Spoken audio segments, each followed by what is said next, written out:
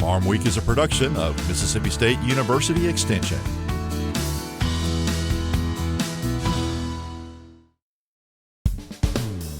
I'm Troy Moling. And I'm Leighton Spann. Today on Farm Week, we're doing something a little different. We're heading outside the studio and going on the road. That's right. We'll have an interview with Mississippi Farm Bureau President Mike McCormick. He'll talk all about the things Farm Bureau is doing to make sure farmers remain successful in an ever-changing industry.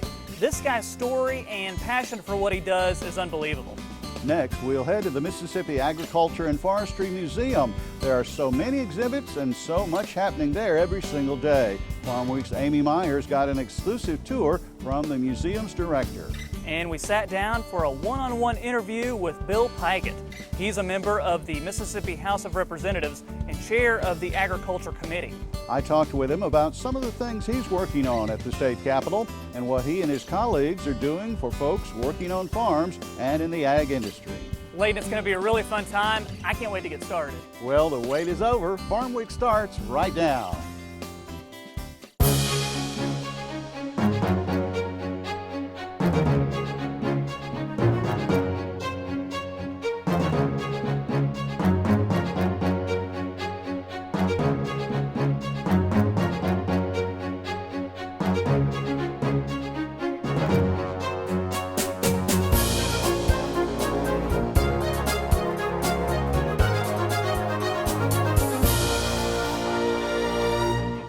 Jackson, Mississippi. It's known as the Crossroads of the South, or the City with Soul. It's a place that's been recognized for its southern hospitality from its people and its southern comfort from its restaurants. Being Mississippi's largest city, you can expect the hustle and bustle found in metropolitan areas. But through it all, Jackson is able to keep its small town feel alive. And it's that small town atmosphere with a sprinkling of big city living that permeates through the rest of the state. Country living is still in full force here, and its place in helping Mississippi's ag industry can't be understated. Fortunately, there's the Mississippi Farm Bureau. Land, scholarships, insurance, you name it. The Mississippi Farm Bureau is run by farmers with the goal of making farm life a little bit easier for its more than 192,000 member families. Hey Mike, how are you? Good to see you, man. Good, Troy. How about you? I met up with Bureau President Mike McCormick, who was on site at the Jackson Fairgrounds conducting some business. No horsing around here. I wanted to learn a little more about him and what Mississippi Farm Bureau is doing for farmers across the state. When farmers have talked to you, what are some of the things that they really appreciate that Mississippi Farm Bureau has done? We have so many wins. If you look at our legislature just a few years back, we worked on an eminent domain issue where nationally some of the states were taking our private property and using it for private use. Mississippi Farm Bureau got together with some legislators and said that was wrong, that we need to use eminent domain for what its intended purposes were. And we actually had to go to initiative on a ballot to get that situation fixed.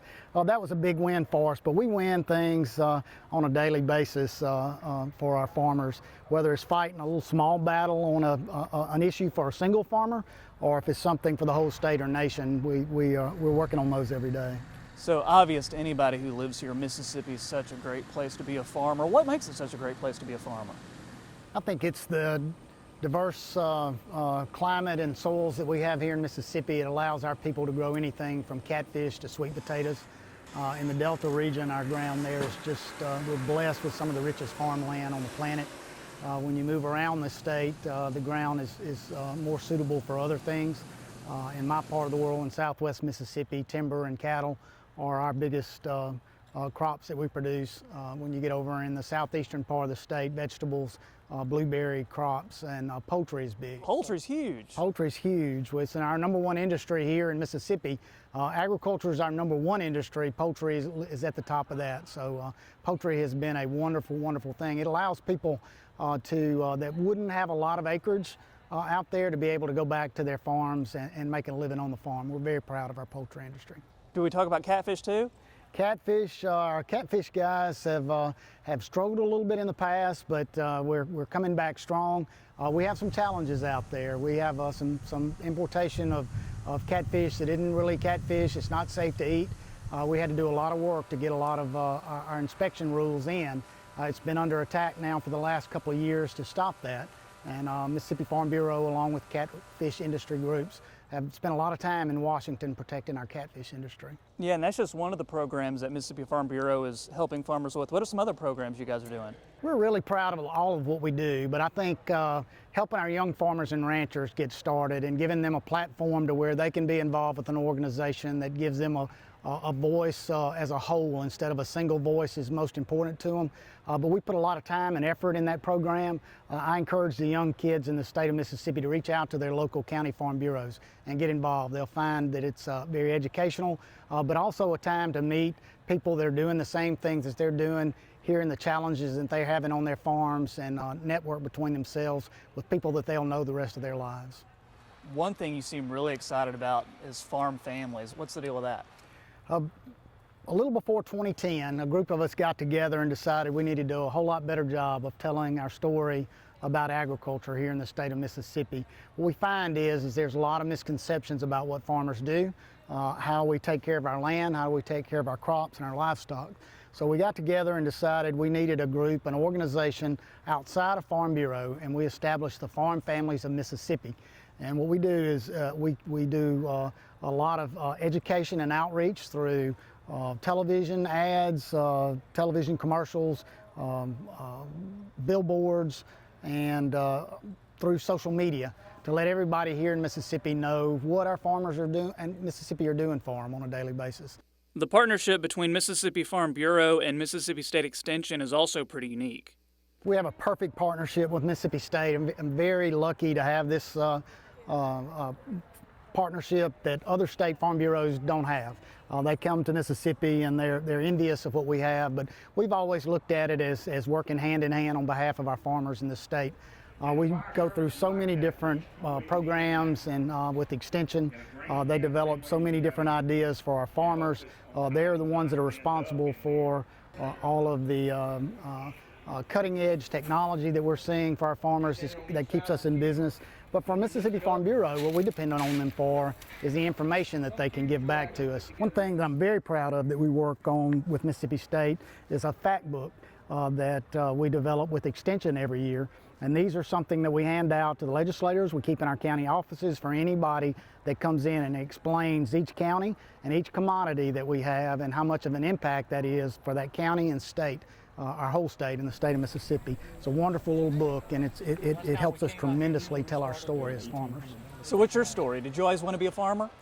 You know, I did. It was never a time in my life that that's not what I wanted to do. I was very fortunate to grow up on a pretty large row crop farm. My dad, other than just a few years serving in the military, in the Navy during World War II, never took a paycheck off our farm. Everything that he had, that he made right there. And through the years, I was lucky enough to come back to Jefferson County, back to our home farm. My dad's passed away, and I have my cattle operation there and on an adjoining farm that I bought.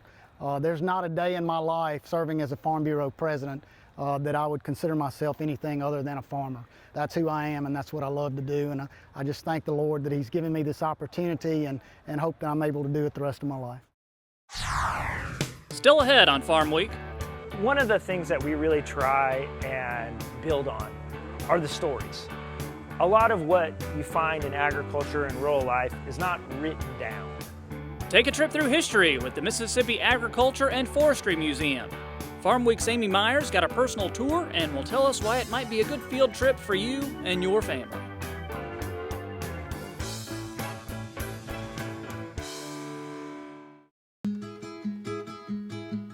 I've taken a lot of hits on the football field, but nothing has ever hit me as hard as cancer. I'm Dak Prescott, and my mom died from colon cancer in 2013. I live every day thinking about the way she hurt. So be there for the ones you love and talk to your doctor about getting screened for colon cancer. It's the type of equipment that serves as a bridge to the past. It's a quaint 1920s town plopped down into the 21st century. You can't talk about agriculture in Mississippi and the history behind it without including the Mississippi Agriculture and Forestry Museum. They've been giving folks a glimpse into the agricultural lifestyle since 1983. The museum receives 130,000 to 150,000 visitors every year. Agriculture enthusiasts from all over the world stop in Jackson for a step back in time and an experience you won't get anywhere else. I was talking with an ag pilot a couple months ago who's from Israel. Yeah, he'd come and he was here for a conference, and he wanted to stop by because we actually have the National Agriculture Aviation Museum here as well. And you'll be flying high too after a fun-filled day at the Ag Museum. Farmweek's Amy Myers got a personal tour from the museum's director, Aaron Rogers. I know, she gets all the fun stories. What is the purpose of this museum itself? Sure. Our mission is to focus on the past and present lifestyle of rural Mississippi. And I think in doing so, you really teach a future generation about farming, about forestry, about technology.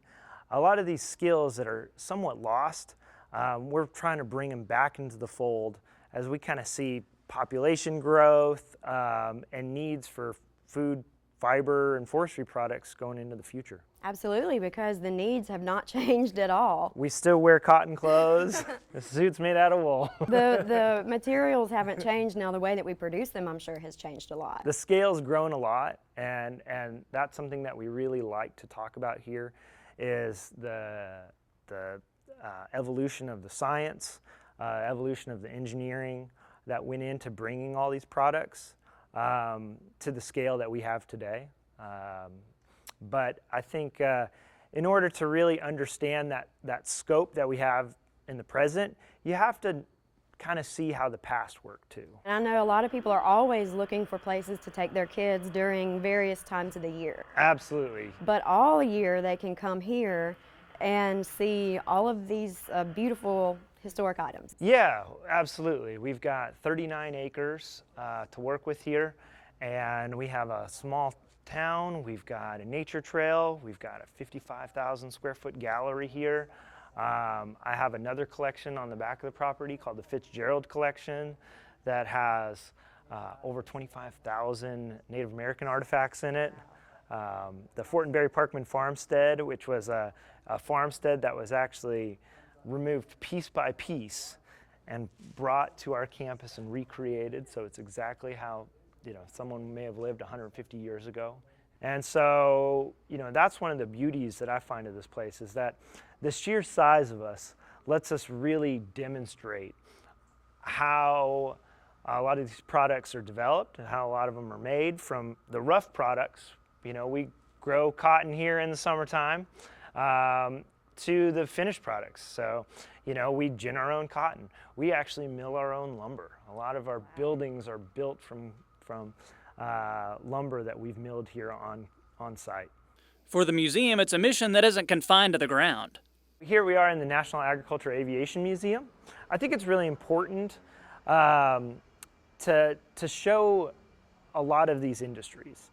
Ag aviation is one of those industries that's somewhat maligned. It can be kind of controversial, but without it, we wouldn't be able to produce the sheer amount of food, fiber that we get out of the Mississippi Delta and areas like that throughout the United States. So it's very vital to our economies, to our livelihoods here in Mississippi. And the more people know about it, the less that they find the controversy in it. And that's the way I like to kind of present a lot of the stuff that we do here. All these planes have been donated. All the artifacts that we have out here have been donated over the years.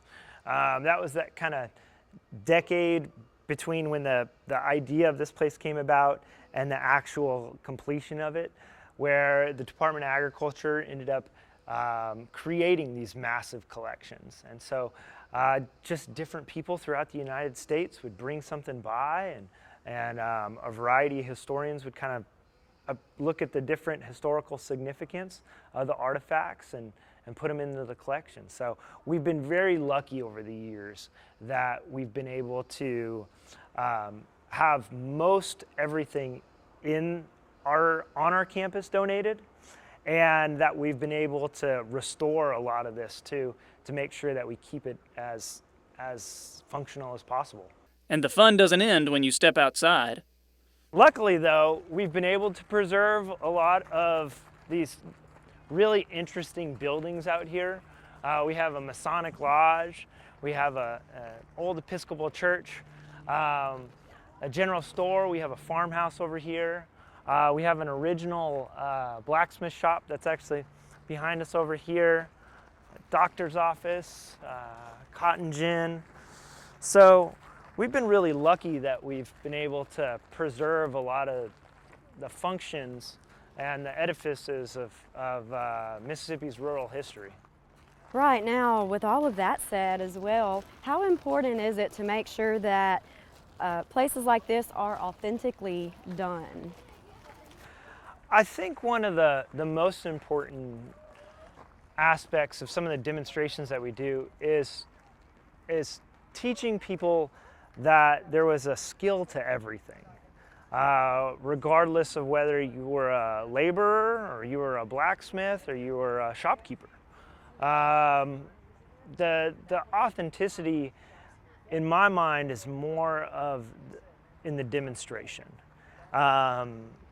That a lot of this work was really, really hard, but it was so necessary to build anything, to build a town, to feed the people in that town. And same as today as well. Absolutely. Coming up next, we're heading to where Mississippi laws are made. Agriculture to me is the driving force of Mississippi economy. It's the largest industry in Mississippi. See what happens when agriculture and politics collide. Leighton Spann sits down with House of Representatives Ag Chairman Bill Pigott. It's an interview you won't see anywhere else.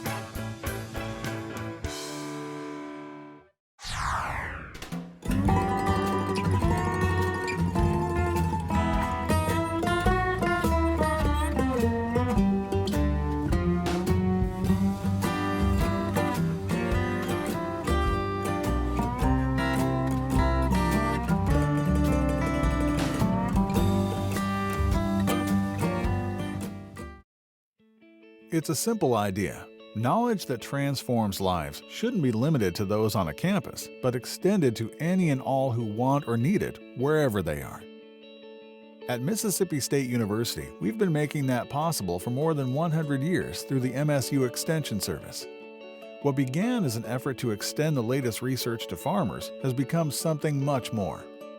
Today, we're helping Mississippians from all walks of life, giving them the tools they need to build a brighter future.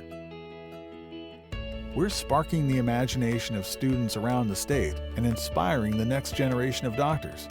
We're helping rural communities find their way to the internet and connect to the world at large.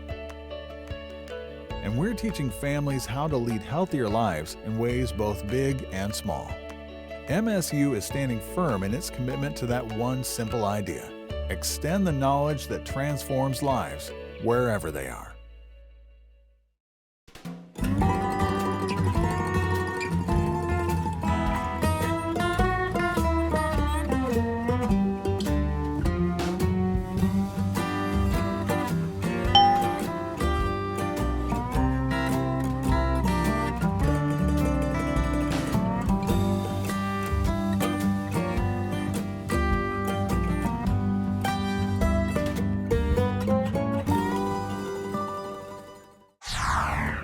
It's time to get back down to business. And one place that's all business, the Mississippi Capitol Building.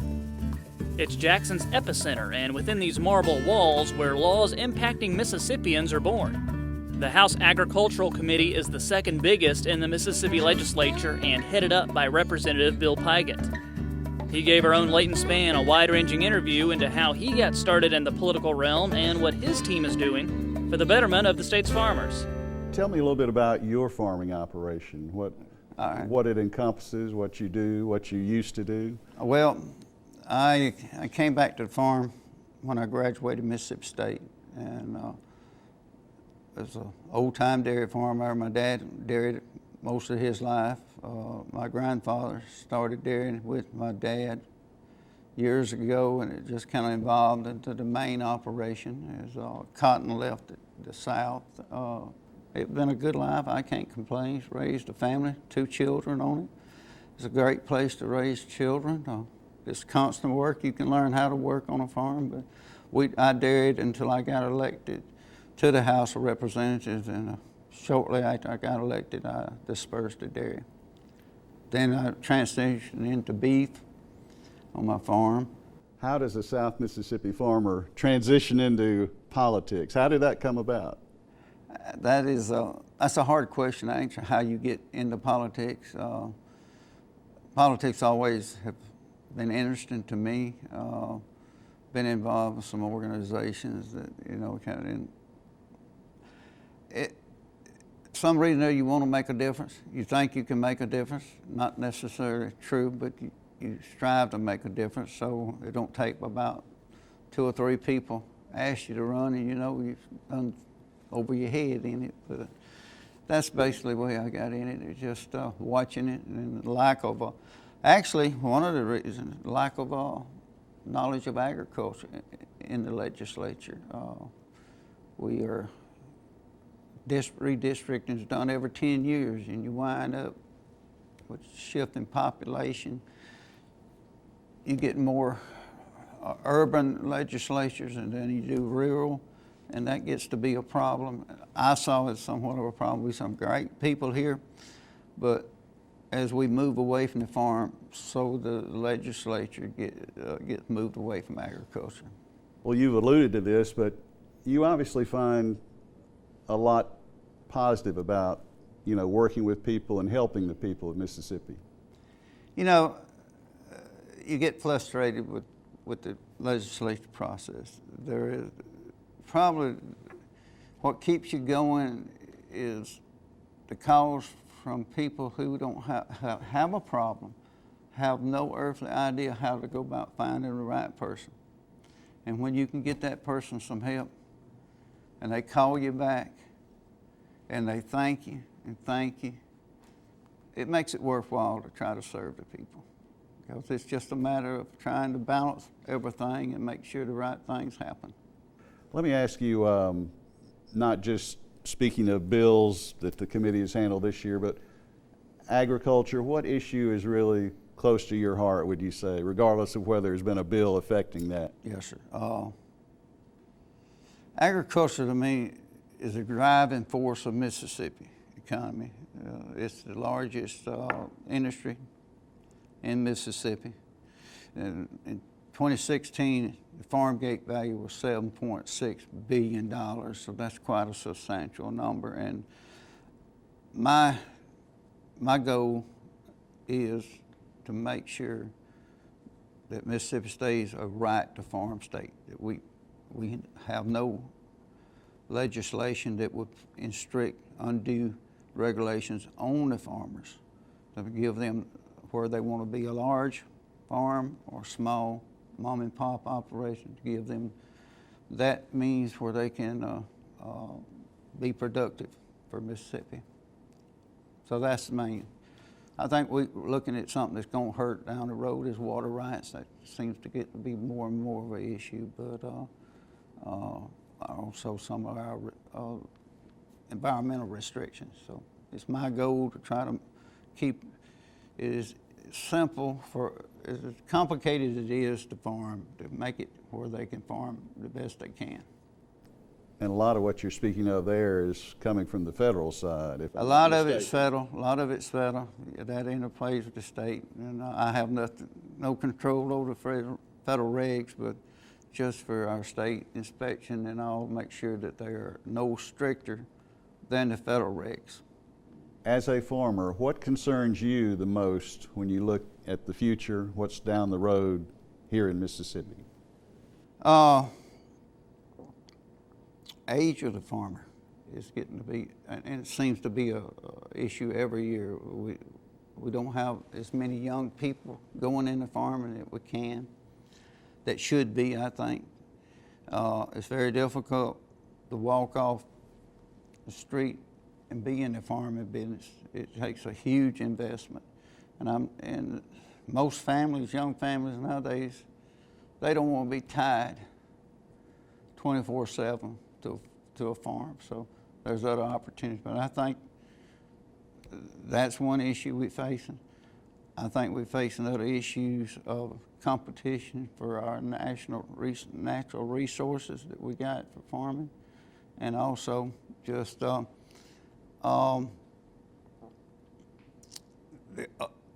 burden of over-regulation is something that needs to be addressed. Can you speak any as far as extension and how Yes, sir. Extension has been involved in helping you as chair of the House Ag Committee? Yes, sir. Try to work real closely with Mississippi State Extension. Mississippi State's very important to me. They are my primary resource person. Even though I told you we work closely with Farm Bureau and the Cattlemen's Association, but the Extension has a real good feeling of what's going on in ag and a good feedback, and they're here pretty regular to update us on what's going on with the Extension. And they're very important for every county in Mississippi to have an Extension worker in that county to help the farmers. So they do a great job.